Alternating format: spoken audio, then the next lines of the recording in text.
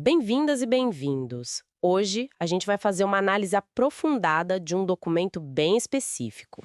Vamos lá.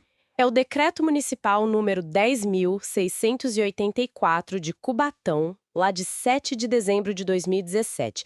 A ideia é destrinchar esse decreto que regula a atribuição de classes e aulas para os professores da rede municipal. Um tema importante para a categoria, sem dúvida. Ok, vamos direto ao ponto. O decreto já começa, assim, com uma medida forte. Ele anula 2 decretos anteriores, sabe? Sim, o 9.360 de 2009 e o 9.632 de 2010. Exato. E não só anula os decretos, mas todos os efeitos deles e de forma retroativa. Isso é pesado, retroativo. E a justificativa oficial fala em irregularidades num processo administrativo, aí eles invocam o poder da administração de anular os próprios atos ilegais. A famosa autotutela administrativa, né? Isso, e até citam a súmula 473 do Supremo para dar aquela reforçada. Citar o STF dá um peso jurídico, né? Mostra que a administração tá, afirmando o seu dever de corrigir o que considera ilegal. Com certeza. E essa anulação retroativa. Bom, legalmente é como se quisessem dizer que aqueles decretos nunca tiveram validade. Isso pode gerar muita discussão, né? Sobre direitos adquiridos nesse meio tempo? Exatamente.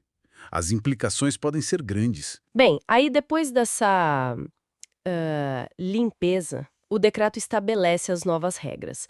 Começa pela inscrição anual dos docentes para o processo de atribuição. Sim, um processo essencial para organizar o ano letivo. Originalmente era para ser de 1 a 15 de dezembro, mas depois flexibilizaram, né? Deram poder para a Secretaria de Educação mudar a data. Isso veio com o decreto 10.779 de 2018. Deu mais jogo de cintura para a secretaria. E essa inscrição é chave.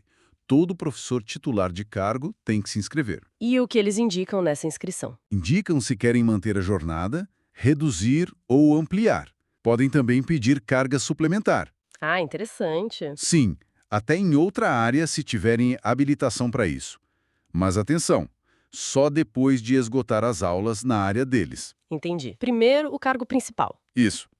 E tem os docentes regentes, que são aqueles em início de carreira, né? Esses são inscritos automaticamente na jornada inicial. Não precisam pedir. Certo. E para quem quer ampliar a jornada? Tem condições específicas, né? Tem sim, e bem definidas. A ampliação só pode ser com aulas livres do ensino regular. Aulas livres. Isso. Aquelas que sobram, digamos assim. E tem que ser na disciplina do cargo do professor. Ah, então nada de pegar aula de EJA, educação de jovens e adultos para ampliar. Não, nem EJA, nem aulas de projetos da secretaria. Fica vedado para fins de ampliação de jornada. Parece um foco no ensino regular mesmo. Entendi. E tem mais restrições, imagino? Tem. Por exemplo, um docente não pode ter a jornada ampliada se ele estiver de licença ou afastado no dia seguinte à atribuição.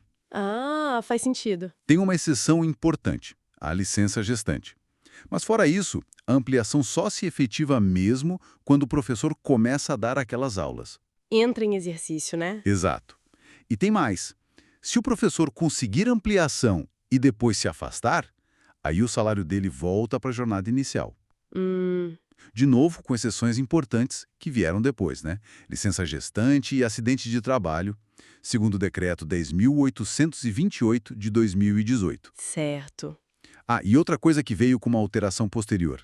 Quem tiver mais de 45 faltas injustificadas no ano anterior, também não pode ampliar a jornada. Nossa, 45 faltas? É bastante. Uma forma de garantir o comprometimento, talvez. Parece que sim. Garantir o exercício efetivo do trabalho. E a remuneração? Como fica o pagamento dessa jornada ampliada ou da carga suplementar? Olha, aqui também é direto. O pagamento é só pelo exercício efetivo. Ou seja, se estiver afastado, não recebe por essa carga extra. Exato. Exceto, mais uma vez, a licença gestante. Essa exceção é recorrente. E o cálculo base?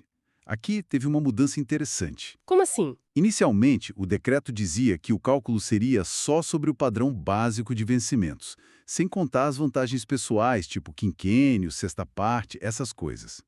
Isso reduziria o valor da hora extra, né? Exatamente.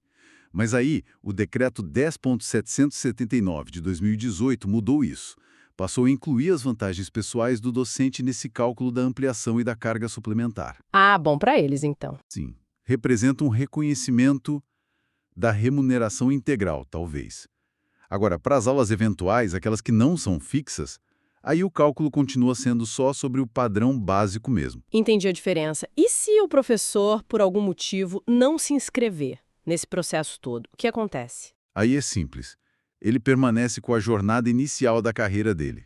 Aquela que ele tinha quando entrou, sem mudança. Ok.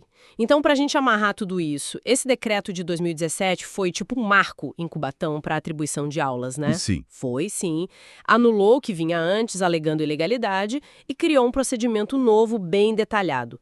Desde como se inscrever, como ampliar, como é o pagamento, as restrições. E que foi sendo ajustado depois, né? Com outros decretos mexendo em pontos específicos. O foco, claro, é na legalidade administrativa, na organização. Pois é, e se a gente olha para a situação de forma mais ampla? A gente vê a complexidade que é gerenciar a educação pública, né? Tem que equilibrar a necessidade do sistema, os direitos dos professores, a carreira deles e tudo dentro da lei, Muita coisa em jogo. com certeza.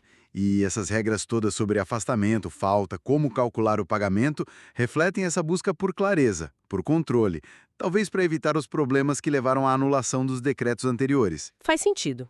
Bom, acho que deu para ter uma boa visão geral, né?